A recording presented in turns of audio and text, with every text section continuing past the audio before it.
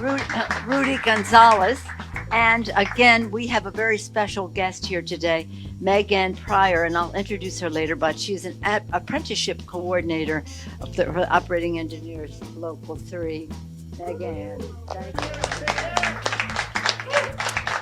She's our real VIP today, but I'm sure my colleagues will agree. But I'm very honored that we have so many of the people who made this legislation possible here with us today. Congresswoman Anna Eshoo from San Mateo, well, more than San Mateo County. Congresswoman Jackie Spear, whom I have the honor of representing San Francisco with. Congresswoman Barbara Lee, right from across the ridge. And Congressman Mark DeSaulnier, who is on the Transportation and Infrastructure Committee. So he was really very much there in the shaping of all of this.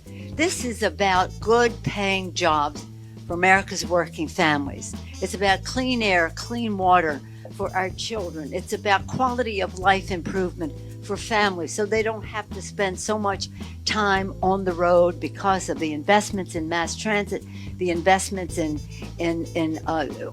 roads and bridges to make them safer and to facilitate transportation, for moving people from home to work to school, for moving product to market in a much more efficient way, especially in our agricultural community, which is so important in California. The list goes on and on. And it's really has some good things about saving the planet. We do much more in our the bill we just passed the other day in the reconciliation. But this is a running start on not only our hopes riding on what's in the bill, mass transit and the rest, but also the running start it is to protect the planet. It's a tribute to President Biden. It was his vision. He came in with this big vision and he accomplished this much, over $1 trillion, working in a bipartisan fashion. But he did say, I will not confine my vision for America to this one bill, and hence we have the legislation that he signed last Monday, but also the reconciliation bill, the Build Back Better. Now, what's exciting about that, and I'll make this point before I yield to Congresswoman Eshoo, and that is that in that legislation, we build back better because it's about equity. Both of these bills are about fairness and equity and justice in how we build our infrastructure in our country. No longer will we be separating neighborhoods, but unifying them. No longer will women and people of color be cut out of what happens next because the legislation facilitates all of that. So it's building back better because it's building back in a more unifying way, a more just way, and again, honoring the vision of President Biden. He deserves so much credit for both of these legislations, on top of the rescue package that we passed earlier in the year. All of it about good paying jobs, good paying union jobs. Yeah. All about lowering costs for the consumer, all about increasing, as again, paychecks, all about lowering taxes for the middle class, and all of it paid for by making everyone pay his or her fair share. So it's pretty exciting. This is our first, we're back. We've tasked everyone to go out and tell everyone what is in this legislation. It's not just about what I talked about. It's about the safety of our bridges.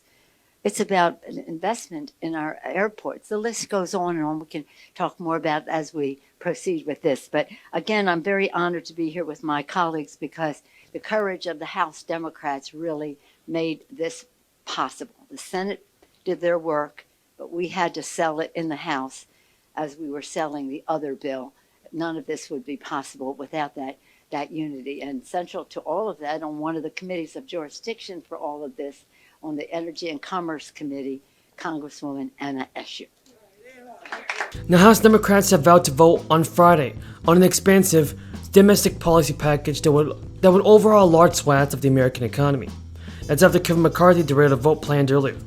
And the final passage of the measure was ultimately delayed by McCarthy, who used his leadership privileges to rail furiously against the legislation.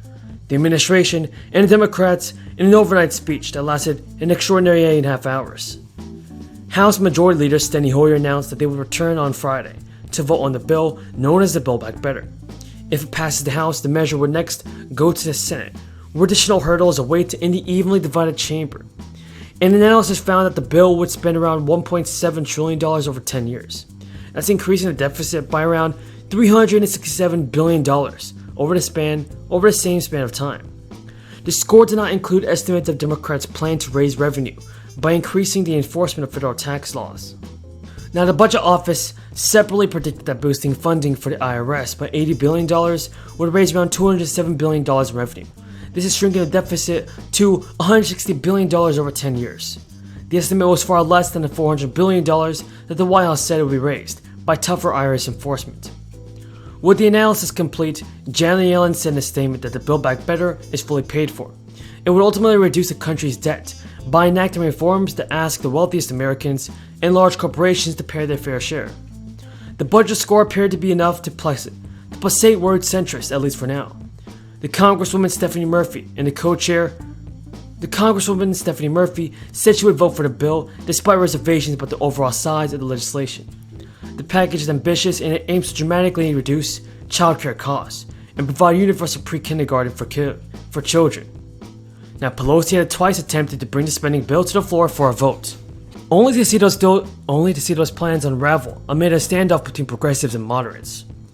But food security advocates breathed a sigh of relief earlier this year when a historic adjustment for the USDA boosted payments dispersed to low-income Americans who participate in the SNAP programs. People who work towards hunger prevention say that safeguards like the SNAP benefits and expanded unemployment insurance, direct payments in millions, and the child tax credit increases help shield millions of families. And many people who receive SNAP benefits are in the workforce, but they still don't earn enough money to buy healthy food. SNAP benefits are adjusted for inflation annually, but the cost of many groceries, especially protein and produce, have definitely increased. What are your thoughts on this, everybody? Tell me in the comments down below. And do you believe that President Biden is doing a good job in helping out the American people? I want to know your thoughts on this. If you're a long-term PR, symbolizes funding will stay the same in a continuing resolution, and it's obviously going to be much more needed this year? That's not figured in any of this component. What we're focusing on is now the cost of energy that people are getting hit with all across the country. Yeah, we need to fund the government. The deadline there is December 3rd.